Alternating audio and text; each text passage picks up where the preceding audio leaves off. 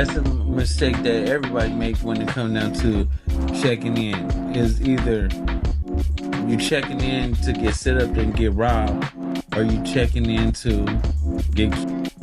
If you got that, just the rules of the streets in LA. It's like people think Beverly Hills is so far away, but the hood is only like 10-15 minutes away. Some members are throwing heavy shade at Big Utanyunto and Barack's passing, and if what's being said holds any weight, has got folks' side eyeing everything that went down now. Before we dive deep, let's clear the air. This is strictly speculation based on what sources close to the situation and certain individuals on the internet are saying. So here's what's being said. It all started with Loose Cannon, who's allegedly tied to the Crips. He made some bold claims, basically putting it out there that P and Barack didn't check in when he touched down in law, and that's where all the problems kicked off. The mistake that everybody makes when it comes down to checking in is either you checking in to get set up and get robbed, or you checking in to get killed. For folks who might not know how things work in La Street politics, when an artist, especially someone from out of town, pulls up in the city, there's this unspoken code about checking in. It's more like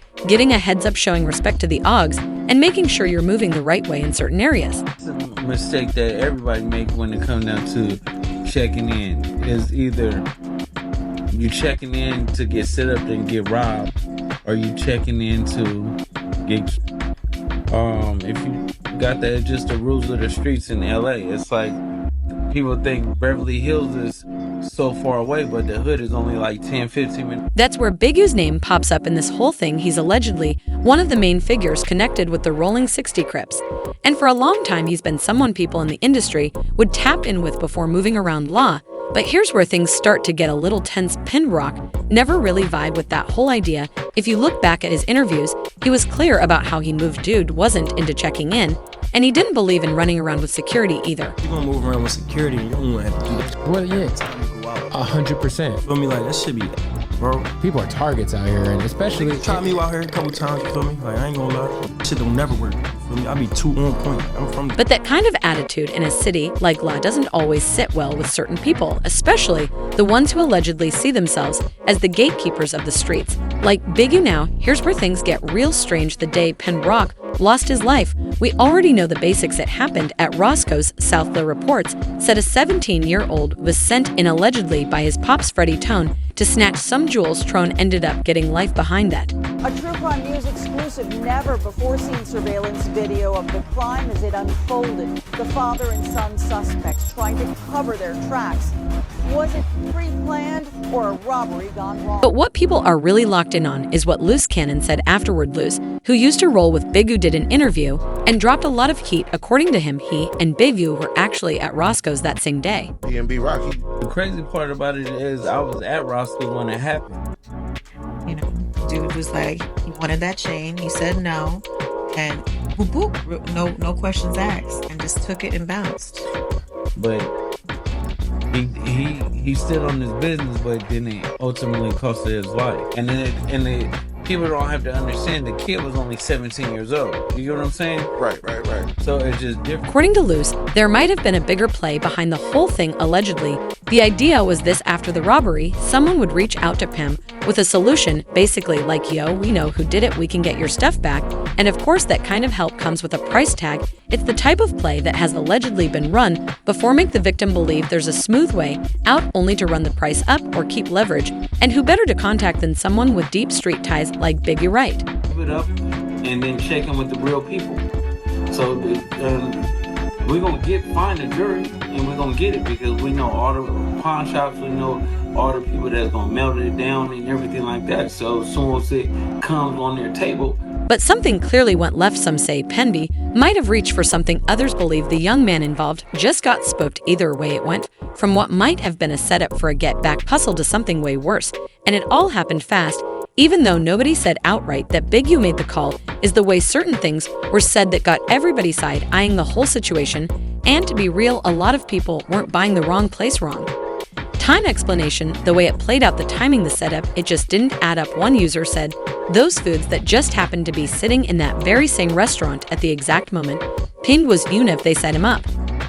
Another said Loose Cannon got to be top 10 dumbest criminals. He straight said he was there, and he also said all they were supposed to do was get the jewelry and pin could have came to them big useless.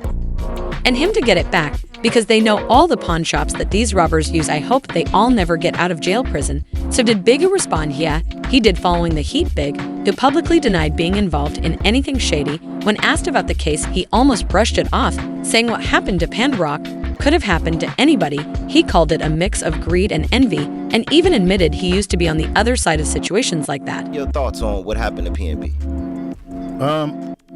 I mean, it could happen to everybody. Just to be honest with you, I have spoke on that. It's about greed. You know what I mean? Greed, envy, same thing I did. I mean, I did that. I was on the other side of, I grew up and I lived on the other side of what PnB Rock was. But here's the part that's got people scratching their heads. He didn't deny being at Roscoe's that day, but he also didn't confirm it either. And in situations like this, silence or half responses just make things feel more cloudy. Nobody is safe. I know dudes right now from LA who are actual gang members who have been robbed for their jewelry, who real, like who really real, like if he ever find out who did that, he gonna knock everybody. He also spoke up defending this whole check-in thing that gets tossed around in law. He claimed it wasn't about pressing folks for anything, just about safety and showing respect, especially in a city that is politically charged. Any real dude that's ever really been in LA, he checked in. Any real dude that's ever been in Atlanta, he checked in. If you moving and you getting money, you gonna check in because you need to know the right places to be and places not to be. That's a business, man. So I mean, but shit, some people feel like I am who I am. To speak to Pete, I don't want to say his name, PnB Rock. Yeah. I don't even think that's the case with him. I think he was living here so long, he felt like he knew the place, and that's good. You know what I mean? I don't think his situation is a checking in situation. He been living here. He know the people. He kind of know how to move. He just got caught slipping, if you ask me. Could happen to me tomorrow. So I don't think his is a real, like, quote unquote checking in and not checking in. Because when you move here and you now call this home, shit, you checked in. You like, this home. I ain't no visitor no more. Like, I live with y'all.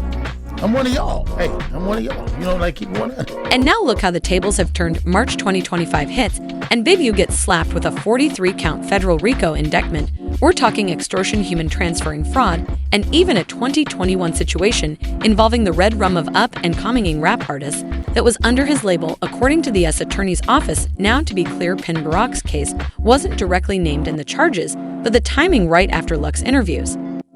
That's where things started feeling real suspect. According to several media outlets, the feds might have been watching way longer than anybody thought. Big U is now being held in custody, and if things go left for him, this could mean he's not seeing daylight again. And look, the internet is not letting this slide quietly. One user said Big U quite literally survived off of extorting and hurting black artists. You didn't see him making Taylor Swift and Post Malone check in. Another said the fall of the extortion king, the Big U turn. But this one might take the crown. Big U didn't check in with the feds. Now they are checking him out. It's kind of weird that so many pieces of this story are still blurry, like who was really pulling strings behind the scenes. But what's your take? Was this about power, respect, or something even darker under the surface?